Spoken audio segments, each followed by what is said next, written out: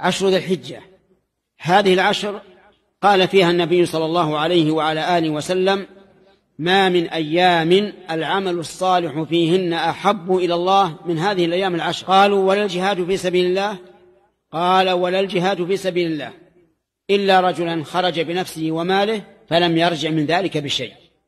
وبناء على هذا الحديث الشريف ينبغي لنا أن نجتهد في الأعمال الصالحة في هذه الأيام العشر من الصيام والذكر وقراءة القرآن وكثرة الصلاة والصدقة والإحسان إلى الخلق وغير ذلك مما يقرب إلى الله تبارك وتعالى. فإن العمل الصالح في هذه الأيام العشر أفضل من العمل الصالح في عشر رمضان الأخيرة، لأن النبي صلى الله عليه وسلم عمم تعميما مؤكدا بمن ما من أيام العمل الصالح فيهن أحب إلى الله من هذه الأيام العشر.